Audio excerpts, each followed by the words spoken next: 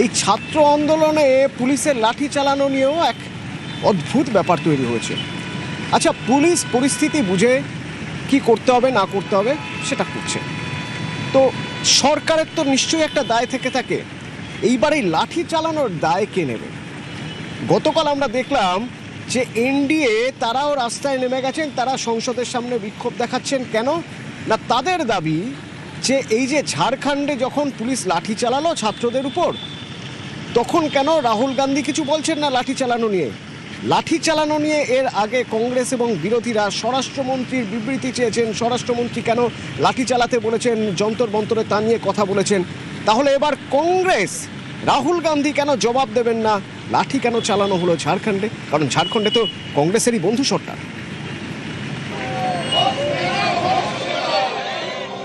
দিল্লি থেকে রাঁচি 1200 কিলোমিটার, সেই দূরত্ব ঘুচে গেল সংসদে।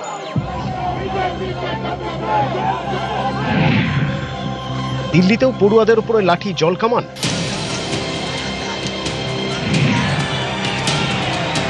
আবার রাঁচিতেও আন্দোলনরত পড়ুয়াদের উপর পুলিশের লাঠিচার্জ।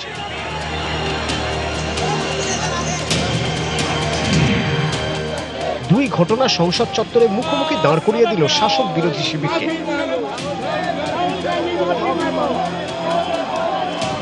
শাসক বিরোধী দুপক্ষের সাংসদরাই আঙুল তুলে গেলেন একে অপরের দিকে।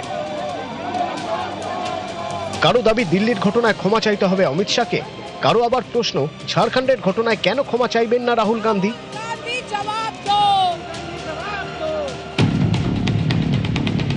বাদল অধিবেশন শেষের পথে এবারের অধিবেশনে কার্যত কোনো কাজই হয়নি, শুধুই শাসক বিরোধী স্লোগান যুদ্ধ হয়েছে।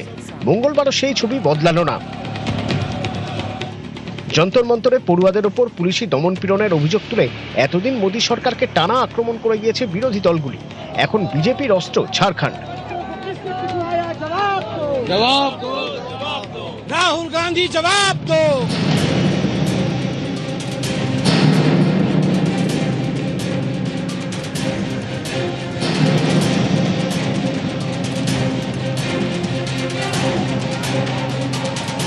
ঝাড়খণ্ডেও পরীক্ষায় দুর্নীতির অভিযোগ, সেখানেও ছাত্র আন্দোলন। ঝাড়খণ্ডে জেএমএম এবং কংগ্রেসের জোট সরকার। সোমবার ছাত্রদের উপর জলকামান লাঠি চালায় পুলিশ।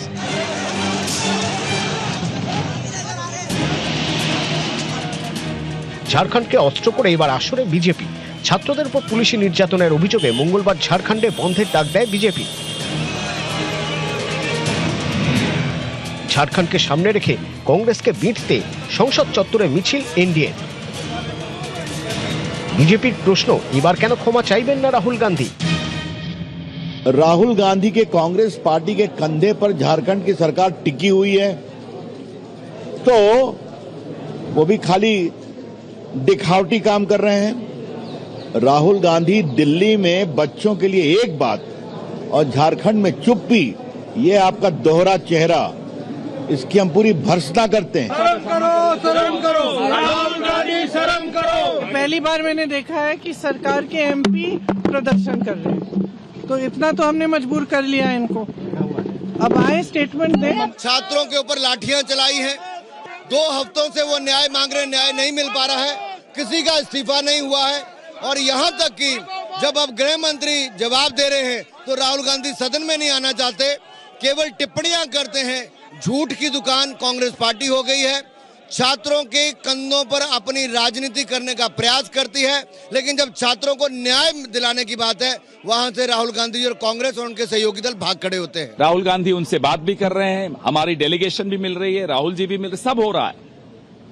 भारतीय जनता युवा मोर्चा के गुंडों को अगल बगल के राज्यों से झारखंड में घुसाया गया ताकि एक अहिंसक आंदोलन हिंसक हो।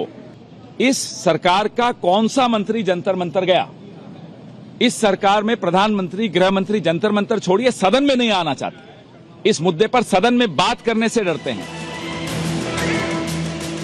ঝাড়খণ্ড নিয়ে সোমবার বেলা শেষে মুখ খুলেছেন রাহুল গান্ধী, ছাত্রদের পাশে দাঁড়িয়েছেন।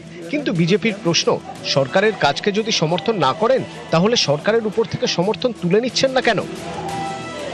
মঙ্গলে সংসদ মকরদ্বারে মুখোমুখি এনডিএ বিরোধী জোট। একের বিরুদ্ধে অন্যের স্লোগান। এক পক্ষের দাবি রাহুল গান্ধী ক্ষমা চান, অপর পক্ষের পাল্টা অমিত শাহ ক্ষমা চান।